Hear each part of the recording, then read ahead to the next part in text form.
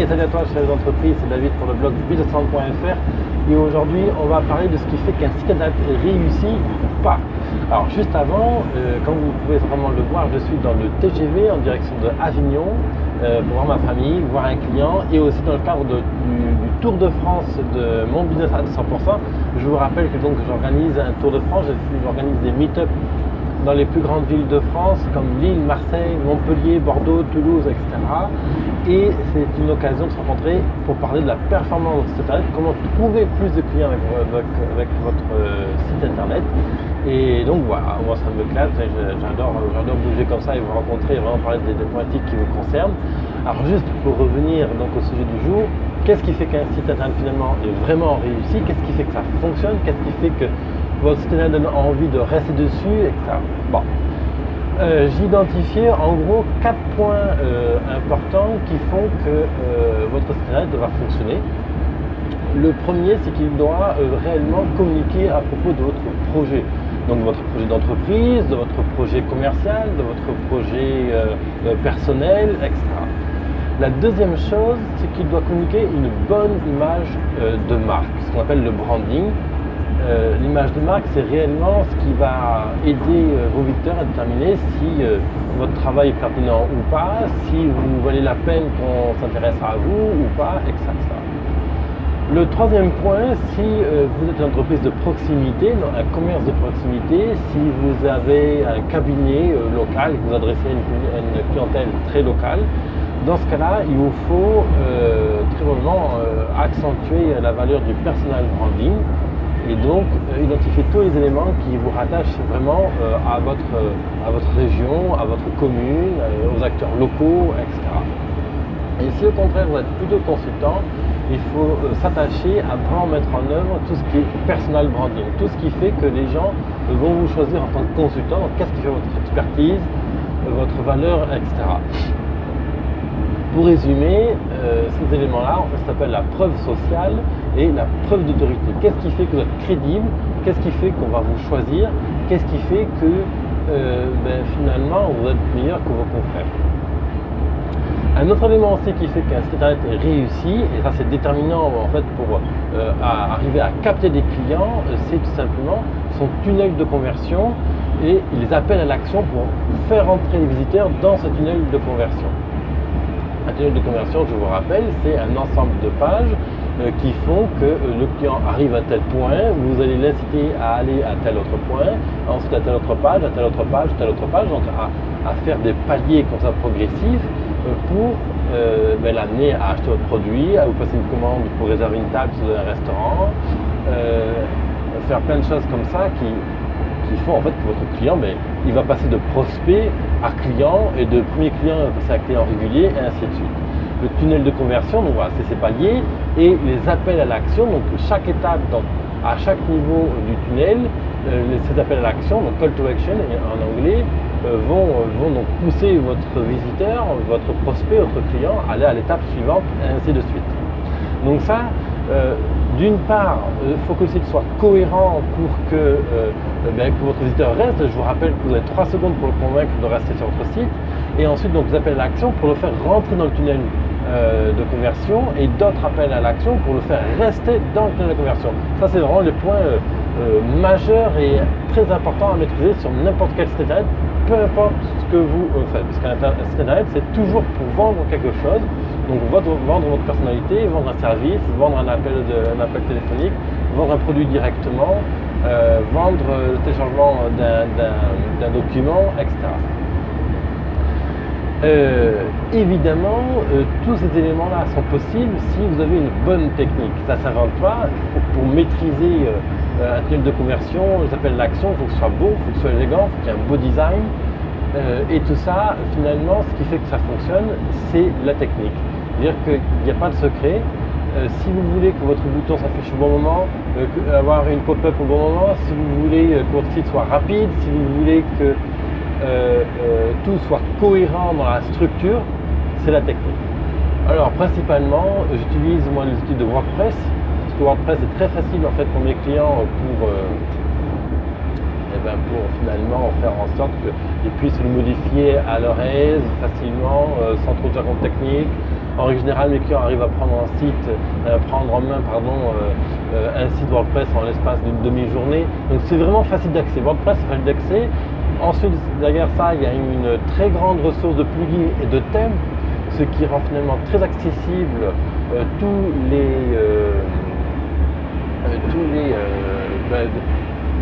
rend très accessible finalement tout ce qui est thème, plugin, personnalisation, tout ce qui va être qu'est-ce que j'oublie, édition, personnalisation, etc.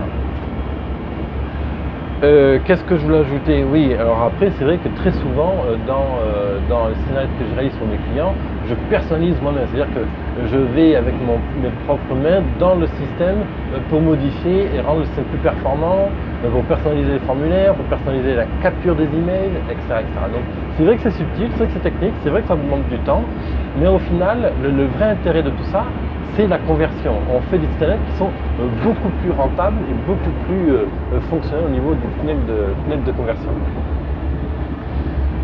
La base, au final, c'est que même si la technique vous fait peur, et en fait, il ne faut pas se faire envahir par la technique, parce que la réalité, en fait, pour qu'un site internet soit performant, c'est d'écouter votre instinct.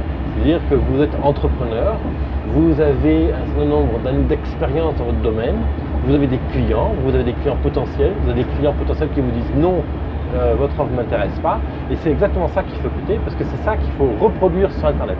Et il faut en fait employer vraiment le langage de vos clients, et ça c'est vraiment la clé en fait pour arriver à séduire, à attirer, à capter l'attention de tous vos prospects.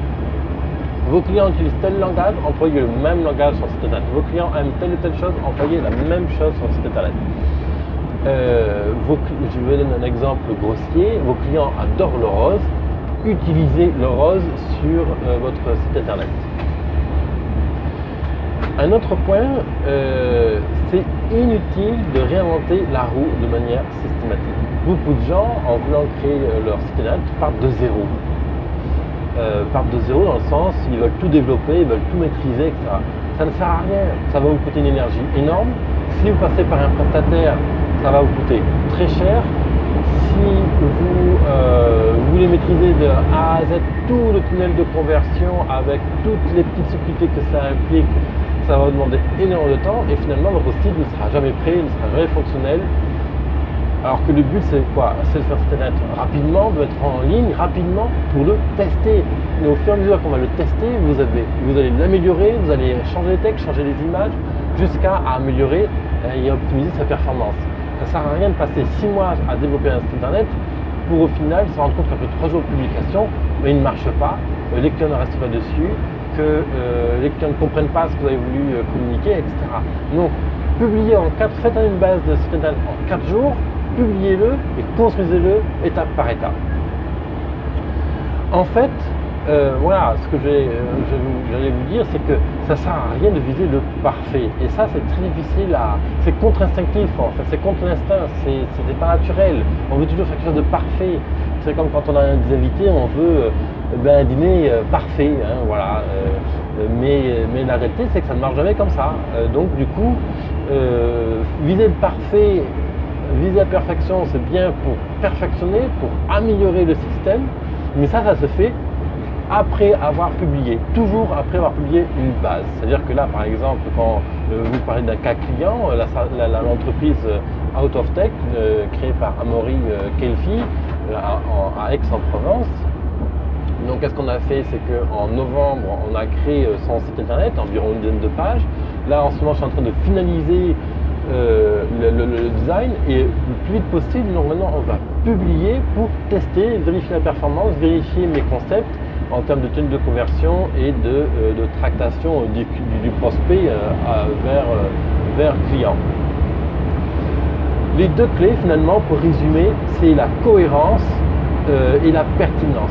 Un site internet, même s'il n'est pas parfait, même s'il manque beaucoup d'éléments dessus, ce qui va faire qu'il va fonctionner ou pas, c'est finalement s'il est pertinent, c'est-à-dire que l'information qu'il délivre doit être pertinente. Vous devez amener l'information que recherche votre client. Si votre restaurateur votre client va chercher à vous téléphoner sur son tablier pour valider une information, de savoir où est le restaurant, etc. Donc ça veut dire que votre numéro de téléphone doit être sur toutes les pages. Si vous êtes consultant, il faut amener par exemple de l'étude de cas, amener ce qu'on appelle la preuve d'autorité, donc des témoignages clients, rédiger des articles pour montrer votre expertise, etc. Si vous êtes consultant, donc plutôt axé rencontre comme Amaury Kélifi sur Aix-en-Provence, eh bien on va tout faire pour inciter le contact à entrer en contact avec vous. Voilà, ça c'est la pertinence et la cohérence, c'est-à-dire que si vous annoncez A à votre client, il faut vraiment que A soit réel. Si vous dites que vous faites les meilleurs gâteaux du monde, il faut effectivement que les gâteaux qu'on trouve dans votre pâtisserie soient les meilleurs du monde. Donc toujours ajuster votre propre message, ce que vous dites dans la réalité, à ce qui est annoncé effectivement sur le site internet. Donc ça c'est la cohérence entre ce que vous faites et la promesse de vente. Voilà, ça c'était pour l'épisode du jour dans le TGV en direction d'Avignon pour voir un client, ma famille, et dans le cadre du Tour de France de mon business à 200%. Sachez que vous pouvez consulter toutes les dates et les villes auxquelles je vais me rendre pour mes meet-up sur biz200.fr/go/tdf, TDF pour Tour de France. Et moi je vous retrouve dans le prochain épisode. Bye bye.